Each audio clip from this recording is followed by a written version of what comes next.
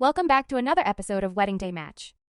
We have a very exciting episode today featuring the chief designer of JJ's house, Sarah Liu.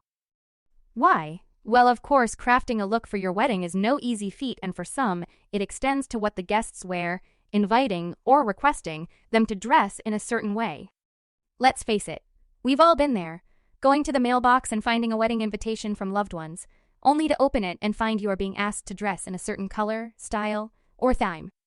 Sometimes it's as simple as asking for black tie, other times it's about a theme like Great Gatsby. It brings up lots of questions and we've got answers. So no matter what kind of guest attire you're asked to wear, we've got you covered.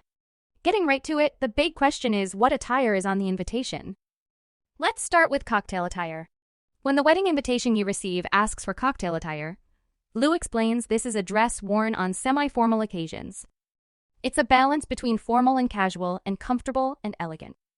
The length should be above the knee, not too short or too long, she advises, with detailed designs, ruffles, sequins, or lace. On the other hand is black tie, and according to Liu, black tie attire calls for a formal dress. A long dress that reaches the ground, and it can also have a little tail. She notes it's usually made of high-quality fabrics, such as chiffon, satin, lace, mesh, sequins, velvet, and such. These fabrics can add luster and texture to the dress, making the dress look more elegant. What about white tie? On the opposite end of black tie, we have white tie, which is typically the most formal dress code which requires grand ball gowns. These are floor-length gowns, Liu says, which typically has the most exquisite detail design, such as fine pleats, embroidery, beads, and so on. These designs can make the dress look very gorgeous, unique, and memorable. On to semi-formal. Semi-formal attire, Liu notes, is a little more formal than cocktail dresses, but not as solemn and formal as black or white tie. It usually requires more formal but not too formal dresses, meaning you should not wear your everyday outfits nor do you have to wear a gown. And in terms of length, it is similar to that of a cocktail dress. Then there's casual, and the options are high with a casual dress code. According to Liu, that usually means that there is no strict dress code, so you can choose dresses according to the occasion and your preferences. In keeping with the idea of options, there's black tie optional dress code that typically requires women to wear formal dresses, but not necessarily having to be long gowns or formal evening gowns or formal evening gowns. It can be a long skirt or a short skirt. The length is usually a few inches above or below the knee, but it does not necessarily need to reach the ground. Black tie optional dress is usually more formal and elegant than cocktail dress, but slightly simpler than black tie or white tie skirt. Speaking of formal, this dress code usually requires women to wear formal, elegant dresses, explains Liu. It's usually a long dress, and the length usually needs to reach the ankle. If you choose a short dress, the length also needs to be a few inches below the knee. Formal dress is usually more formal and elegant than black tie optional dress, with gorgeous detail design. At the same time, these dresses usually have less skin revealing for a formal and dignified vibe. How about come as you are? A dress code calling for you to come as you are means you can wear whatever you want. This usually means there aren't any formal attire requirements, and you can choose something comfortable, casual, or statement-making. And festive, a dress code that references a celebratory occasion, such as festivals, parties, or special celebrations. Here, Liu tells us, you can choose some shiny, gorgeous, vibrant skirts to match the festive theme.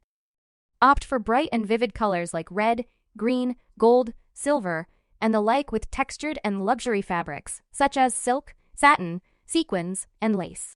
She goes on to explain with this festive dress code, you can choose some creative and special designs, such as ruffles, pleats, tassels, sequins, or hollows.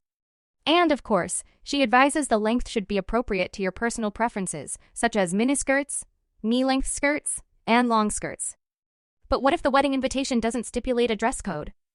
When there is no dress code stipulated on the wedding invitation, it's common for guests to dress according to the time of the wedding, be it brunch, afternoon, or late afternoon and evening. Choosing what to wear can become that much more difficult, but there are certain suggested guidelines you can follow to avoid an epic nightmare. Liu advises that for a brunch wedding without a specific dress code, guests can choose some relaxed, elegant, and comfortable clothes for the wedding.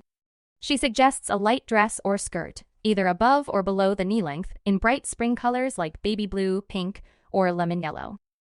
Or a lightweight pantsuit, such as a pair of pants and a light shirt, that can be worn with comfortable flats or sandals. Here, wedding guests can choose some semi-formal or casual attire. Examples include a well-fitting dress or skirt that can be above or below the knee in length, neutral in color, and simple in style, depending on the theme of the wedding.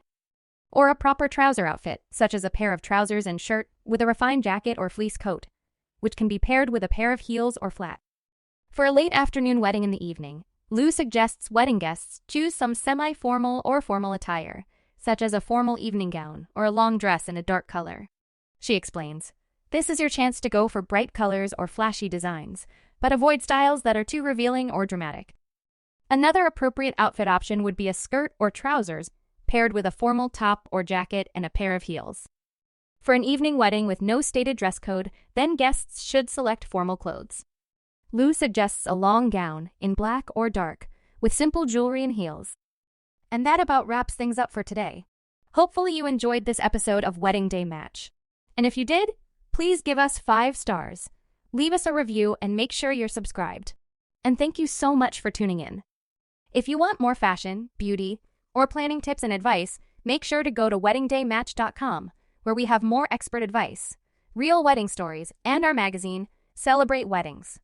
Don't forget to tune in to our next episode, next Tuesday. Kisses and talk soon.